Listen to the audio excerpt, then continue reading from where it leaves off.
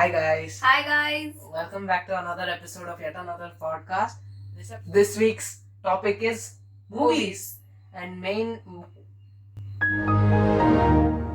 we're talking about animated movies and just a few of our favorite movies and why we like them. So which is your favorite animated movies? I'd say it's probably Ratatouille. Yeah.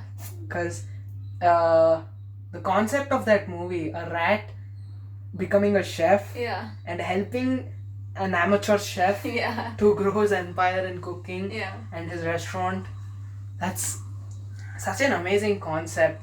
I mean, the relationship between a man and a rat, it's deadly. But in that movie, they've shown it as it's such a cute and amazing bond between them. Where would you see a rat controlling a man through his hair? Yeah, that's so out of this world. Involuntary movement. Yeah. If I pull my hair, nothing would happen. But that's the main point why we watch animated movies, because it's like a break from reality. That's true. It is a break from reality. And the storyline, it's so beautifully made. It's so simple. It's just a rat trying to help a man to grow his empire on restaurants. And fighting against, not fighting per se, like giving food critics what they want and to grow himself. It's like I'm out of this box. Like it's a very what do you say? It's the most uncommon thing, right? Like they've given the character of Remy a person, like a human touch to it. That he walks on two legs, and he washes his hand before he eats. So it's very ironic because rats live in the filthiest of places. So I think that. And just that Anton Ego, the critic, is just pleased by the most simplest of foods, Ratatouille. The name itself. Right. I mean, that's what his mother made him when he was young. So it just became nostalgia to him. I mean, the way that they've shown it, like an food critic, a huge food critic, just getting pleased by the simplest of things. That's what made that movie so nice and amazing for you. I like that movie a lot. Right. Just the way they made the movie and the animation, obviously. Pixar's animation, you can't talk bad about it. I mean, Toy Story also, for that time, it was such a huge hit. That's true. Because that was the first animation movie probably. In Hollywood. 3D animation. 2D animation was there for a while, 3D. But 3D animation. And from there, they've come such a long way.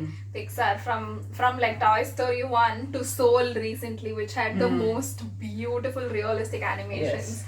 I think they've done a really good job, even with Ratatouille. Beautiful job. I get why it's a favorite movie for you. What's your favorite movie? So I have a lot of I watch animated movies more than I watch like regular movies. And there are a few, but I think I like Japanese anime more, and in that I like Studio Ghibli movies. So Studio Ghibli is like an animating company, and I think they're one of the oldest Japanese animation companies, and it's one of the first companies to win an Oscar also for Japanese anime. And the movie that won the Oscar was Spirited Away.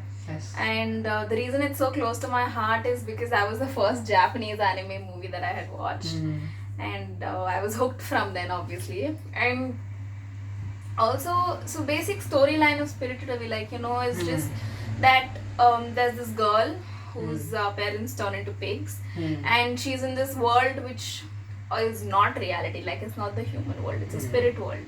And she has to fight her way through it. And no matter what happens, right, no matter what kind of hardship she faces, she's always very positive. And she's always nice to everybody who comes in her way.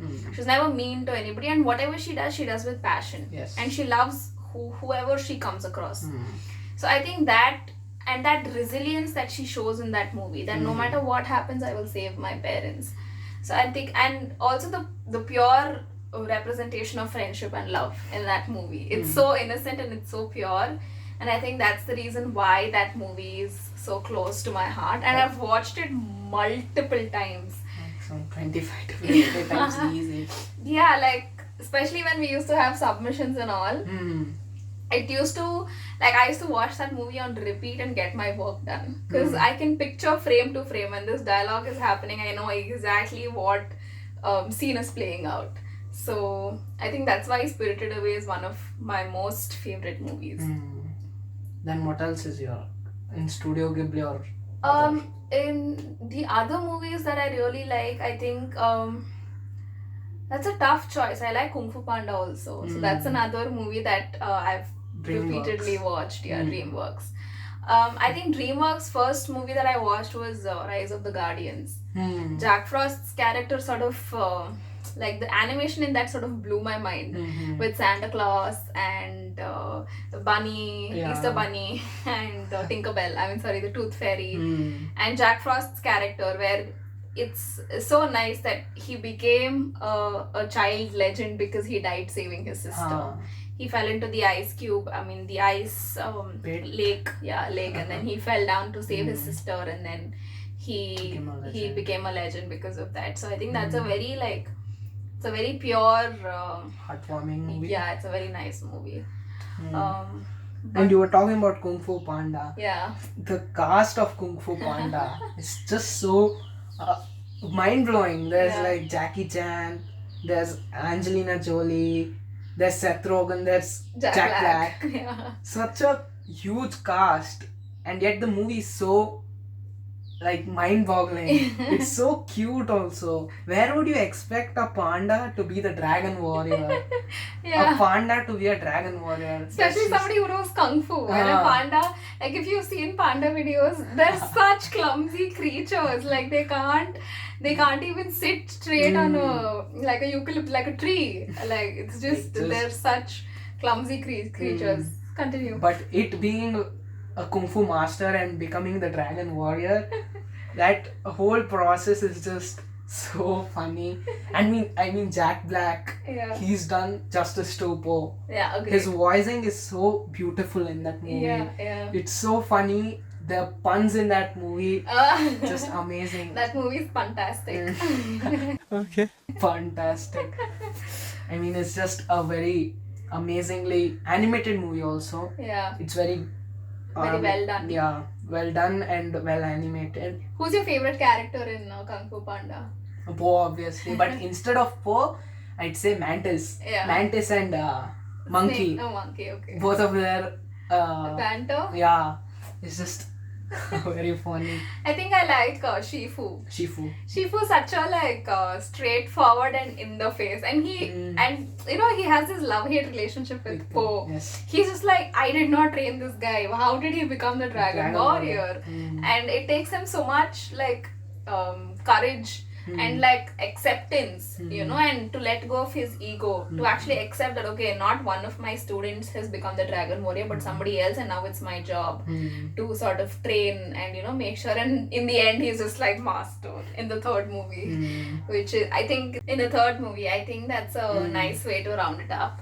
And that's I think all the 3 series in Kung Fu Panda, with the 3 movies in the series is it's very amazing. Nice, yeah. But I especially liked the first one and the third one. The second one, the storyline was a bit weird, I'd say. With the peacock? Yeah, the peacock. I didn't find it nice enough. I mean, his mother was included in that. Yeah. But the third movie, his father and all the other pandas, that one was a very funny one. The first one's obviously very nice. I feel like there's also a lot of life lessons that you learn with animated movies, right? Let's take Kung Fu Panda for that example. I feel like throughout the entire series, the one thing that they've tried to portray is you have to accept who you are, you have to be happy in yourself, and then you can do anything. Because Po is such a happy character. He has no inhibitions, and no matter what anybody thinks about him, he is you know what, I am the Dragon Warrior and I can do this. Fine, in the beginning he has this like hindrance that oh my god, I'm the Dragon Warrior, how can that be possible? But once he accepts it, he's got this swag about himself that I'm the Dragon Warrior, which is really cool. And at first he didn't feel, I mean, what, he was not egoistic about him being the Dragon Warrior. Many people are like, in real life cases, when they get to certain place in life, they're like, oh wow, I've become this and this, no one can beat you? No one can beat me, no one can succeed me. But that's not the case. You always have to be grounded. That's what they teach. That's not what they teach, but that's what they portray in Kung Fu Panda. I mean, obviously, like, these things are it always depends on what you're trying to take from the movie, right? And a lot of people say, oh my god, you're watching animated movies, it's a child's movie, I don't understand why you have to watch cartoons. And a lot of people, and if you notice, there are a lot of animation movies that are made specifically for adults, right? It's for kids, it's like, yeah, there are colorful things moving around on the screen, but to grasp what they're trying to say only makes sense when you've reached a certain age for you to understand. Like, let's take Soul for that example. Like, the concept of soul is so nice that, you know, you come to the earth, you have a purpose, and this guy dies before he can complete what he thinks is his purpose in life, what his passion is. Excuse me. But he goes around to find something that's not his passion. You know, helping somebody else is actually his purpose in life, and not playing the piano. So I think for that you need to have a certain amount of grasping power, understanding power. You can't understand that while you're a kid, obviously. For kids, they don't have the mind capacity as we do, because they just see colors and they are happy. But the actual story, the actual meaning behind the movie, you'll only understand when you reach a certain age. And that's what make these animated movies so amazing. Exactly. Like Studio Ghibli's also. The animation is beautiful. Everyone can adore that. But the story, the actual meaning behind the movie can only be adored by people who actually understand the main purpose of the movie. I completely agree. And with Studio Ghibli, right, there are a lot of movies that they've done which is way beyond their time. Right, like we watched Nausicaa Valley of the Wind. It was a movie that we watched recently. I've watched multiple times. But so the basic concept, like the storyline of that movie is that, you know, the earth is polluted to such an extent that forests are being toxic and they're releasing toxic air. Right, now you can imagine how much the humans must have polluted the earth for something that purifies the air to actually become toxic, right? The water is polluted, the lakes are polluted, the soil is polluted, everything is polluted. So humans are basically dying out in like masses. Okay, and with climate change being such a important factor right now, even then people believe that climate change is not a real thing. Obviously, climate change is real and we need to work to stop it and to conserve the nature we have, because it's the first and the foremost priority of us right now. Right now, definitely. To save humanity, we need to join together and save the nature first. But like, it's sad that so many people don't agree that, you know, climate change is a thing. Like, we can see it in real, like you can see it in person. Summers are getting hotter, winters are getting colder. The rain, it's supposed to be a certain season. Exactly. It just happens anytime it wants it. Like this year it started raining in February and I'm like, how are you raining in Feb? You're supposed to be summer now. Like, how is this working? So I think climate change is just sad. I mean, we've come to a point ignoring it, but now we need to accept the fact that climate change has happened and is happening by the moment we speak. And the only thing we can do now is to work together to conserve it. There's nothing else you can do about it except accepting the fact that it is a real thing. Definitely. And please, wherever you can, do your part. That's all I ask for. Do your part, because this is the only earth we have. Yeah. Man, this is the only place we can call home. Elon Musk will say, yeah, we'll go to Mars. But that's hypothetical. Yeah, and you also can it's never, not you can never replicate the actual world we live in right now. Definitely. Nature is so beautiful. You can't replicate nature anywhere else. This is Yeah. a God. I mean, this is a gift given to us by God, if you believe in God or not. But it doesn't matter. It is a gift. Yeah, I mean, We it's been need to save bestowed upon us. We're really lucky to be a part of such a magnificent world, right? And we're like this universe, especially when we were watching that video yesterday. So we were watching this video where they show the future of the earth. I mean, the universe, actually. And that video sort of makes you introspect, and it makes you feel like, okay, there's so much happening, right? We're literally in the beginning of time. They say in the beginning of time there were caves, there were dinosaurs, everything. But when you consider the lifespan of the universe, we're still like an embryo. And you imagine how big the universe must be. And the fact that in the end, there is nothing. Yeah, like it's just complete stillness. Nothing happens. How do you grasp the fact that there is complete stillness? There's nothing happening. Yeah. It's just silence.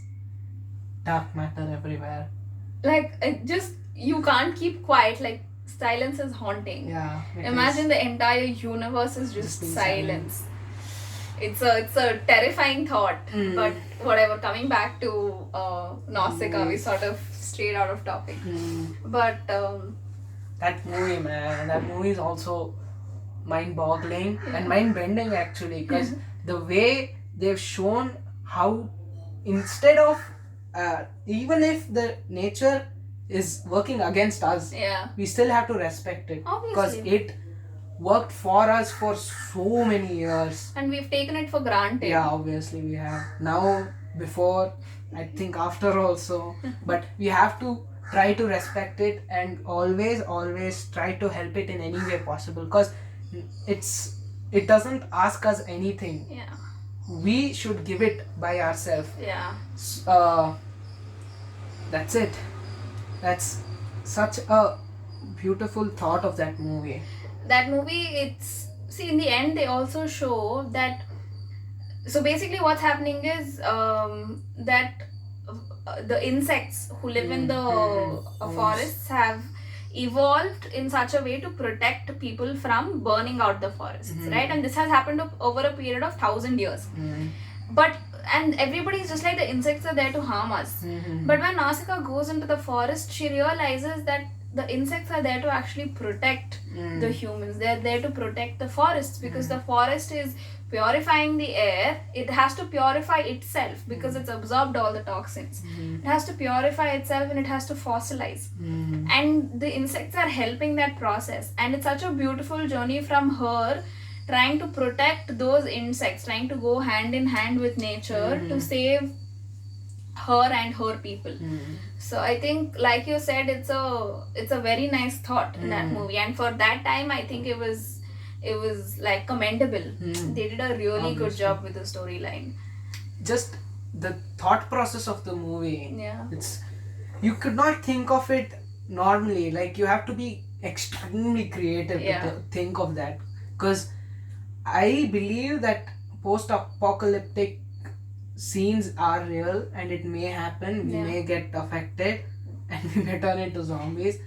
But the thought process of that movie, the thinking that they put in that movie is just very amazing, and we should thank Studio Ghibli for giving us such amazing movies. Not only that, all Studio Ghibli movies are amazing. Yeah, and not even just Studio Ghibli. There are so many other Japanese animation studios. There's Kyoto, which have done some really good movies, like The Silent Voice, Your Name. So there are quite a few recent movies, but they're one of the best movies that have come out recently, and I think those movies also, you must give it a watch. We'll watch them sometime.